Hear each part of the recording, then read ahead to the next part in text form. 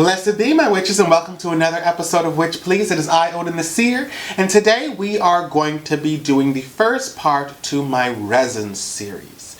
Now, I had a lot of people asking me to do more videos on resins and herbs and what have you, and when I did the video on dragon's blood, we got a wonderful response from it. People really liked it. So I thought to myself, you know what? I really want to give you guys the skinny on resins. There are so many different types of resins that you can have. I'm not going to be covering all of them because that would be far too much.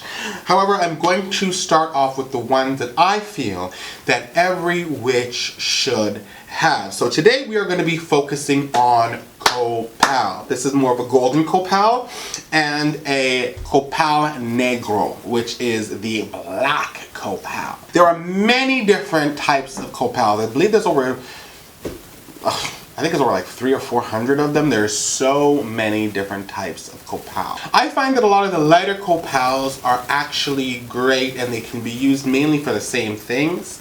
The scent would be a little bit different. Some will have more of a pine, some have a vanilla scent, some of them have more of a earthy type of scent, but I find that those ones can pretty much, for the most part, be used in the same manner.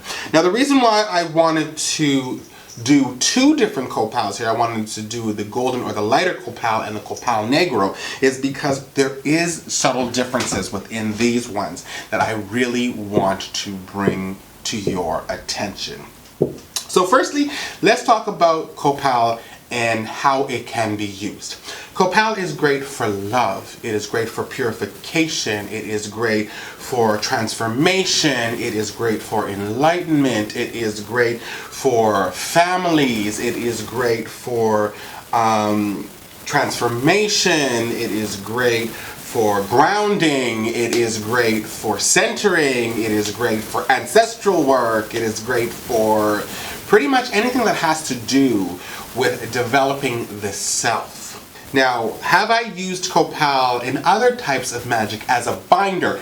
Absolutely. It's been used a lot when doing saint magic because it actually will help you with being able to get favors. You see, Copal and all resins for that matter are bloods.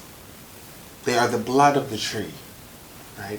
So you need to realize that we can use this as a substitution for blood.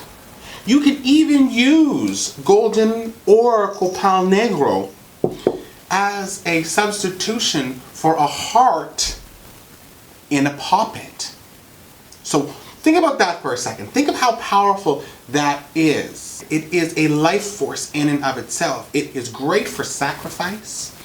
When I use any kind of resins, even when I'm using them as a binding agent, I use them as a sacrificial part of it. So let's say if I'm doing a spell and I want to do something where I'm calling in ancestral work, I will actually put in a resin a lot of the times simply because I know that that is actually going to be used almost like a blood of my blood to be able to call you back in, call this spirit into your reality.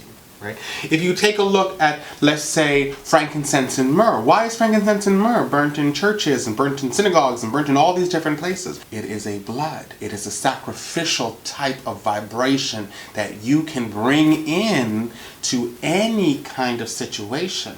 So first we're going to focus on the golden Copal. It is wonderful for anything to do with evolving the soul, bringing it up, making it more cognizant of what's going on. We got to think about the divine within, okay? And we want to be able to heighten this soul. We want to be able to bring this vibration up. And I can't think of a better one when it comes to doing this than Copal. Anything to do with my family, anything to do with personal evolution and growth, anything to do with me trying to overcome and to learn and to grow. Even when I'm studying, golden Copal or the lighter Copals is one of my go-to ones. I really love using this. It's almost like a light in the darkness. That's what it feels like to me. It feels like you burn a little bit of golden Copal or any kind of light Copal and you have an uplifting. You are able to feel and connect with all of these beings. You're able to be more receptive. It's almost like a door opening. It opens up a door. It shines light into where you are so you can see where you're going. As I said, these are bloods. They connect you so strongly, so deeply. I don't necessarily just see it as the blood of a tree. I see it as being the blood of the earth, the pulse of the earth running through this. So it's a very, very powerful way. All resins are very powerful and they can be utilized so well. And I really do think that a lot of practitioners kind of see Copal, see any kind of resins, to be honest with you, as just a tool. And you know what? Resins, botanicals, everything, it's more than a tool. Each one of them have their own consciousness. Okay? Each one of them have their own traits. Each one of them will assist you. That's why it is so important to always pray over your botanicals, to tell them exactly what you want. Tell them what your intent is. That is why it's so important that when you're doing a lot of incenses or whatnot, if you are a beginner, which if you are trying to really learn how to be able to pull your magic together, resins, put your resins into your work. It will pull all of your botanicals together. It gives a spark. And that's another reason why I wanted to do resins today. I wanted to show you that this is a great way for anybody who is doing any kind of workings that they may feel that they don't have enough of their own personal power, or they can't draw upon a lot of power to be able to cast that spell, to be able to do that magical working. Put resins in it. Add a resin to it and you'll find that it will heighten it in and of itself, because again, it is a blood. And we see a lot of blood rituals and whatnot in old Wiccan texts and so on and so forth. So this is another way of being able to bring in that vibration, to bring in that power. When we cut herbs, right, we are taking a portion of its life force, right? This is the same thing when it comes to resins, except for it's more of a blood type thing. It is more of a binding. Resin is sticky. It binds things together. Think of it in that way. Copal Negro has the same vibrations and same properties, but the thing about Copal Negro is it is the dark to the light. When I'm using Copal Negro, I use it for any kind of deep soul work. I use it when I am trying to figure out things about myself, when I'm trying to understand. I'll even use it when I have clients and there is something negative or dark that is within inside of them that they're holding. I will use Copal Negro not to just understand what it is, but to also help alleviate it. I use Copal Negro to be able to even bind people. Now, a lot of people are going to be like, oh, you use Copal Negro to bind people? Yes, I do. I use it to be able to halt somebody from doing something that is affecting them. I allow the Copal Negro to be able to kind of engulf them and allow them to be able, or give them a certain sense of, I need to figure myself out. I need to find a way. So I'm not binding by way of, you're stuck. I'm binding by way of creating a shroud around them so that they have to focus their attention on figuring it out. They're no longer ignorant and, well, let's go around and forget about. No, let's focus on what's going on with you. Let's focus find yourself. We have to understand that Copal Negro, because it has such a powerful intent in it, right? And it's still an uplifting, still a beautiful botanical, right? It's about evolution, but again, it's how you use it. So, it's not going to destroy someone, right? Unless, of course, you mix it with other things and your intent is certain, but we're not going to talk about that right now. We are going to talk about how you can use this to better yourself. So let's say that you are in a situation and you can't find your way out. You're having a difficult time. Some people might think, you know what, use some of the golden copal to be able to open up and allow you to see the light, right? But if there's something within inside of you that you're struggling with, that you can't seem to find your way out of it, use a little bit of Copal Negro. Figure out what that is.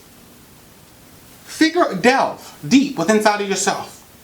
Why am I doing these things? Why do I feel this way? Why am I holding this trauma? Why? Right? Copal Negro.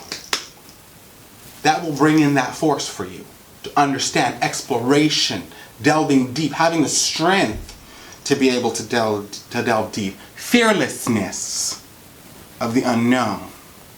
Right? And once you figured out what it is and you feel like now you have felt it enough that you can heal it, you have seen it, you know what it is, you no longer are being attacked by something you don't know why, you move on to your golden copal, right?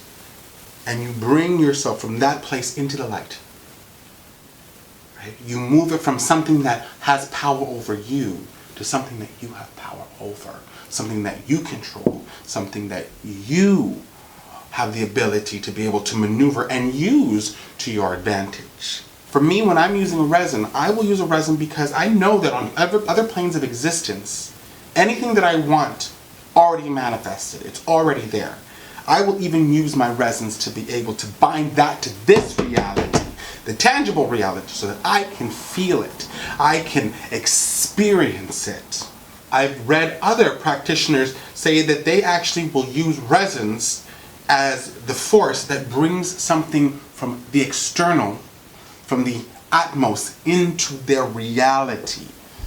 So, resins, they are where it's at, witches. If you ain't got a lot of them, you need to start. Honey, I will go, if it looks like a resin in a shop, I'm buying it. And I'll figure out what it is. And I'll write it in my book. I will. It's all about the resin, boo-boo. I'm the one who's walking through the forest upon the wood. And I will see resin coming from a tree. I'm picking it. I'm harvesting it. I'm using it. I'm feeling the vibrations. Because they are so outside of time. So outside of space. So outside of this reality. That the potentiality from resins are endless. And that is our episode for today. If you have not subscribed, which is you need to press subscribe, join the Witch Please family, and do not miss out on a thing. You can follow us on Twitter, Tumblr, Instagram, as well as Facebook. You can always send me a personal email at witchpleaseofficial@gmail.com, or you can leave a comment below. Remember to press that icon so you're notified when a new video comes out, because you don't want to miss a thing. I've said it before, and I will say it again. It is a pleasure to have you in my world. It is an honor to have you in my magic. And you are always in my heart. I will see you again on another episode of Witch. Please. Love you, boo-boos. Bye-bye.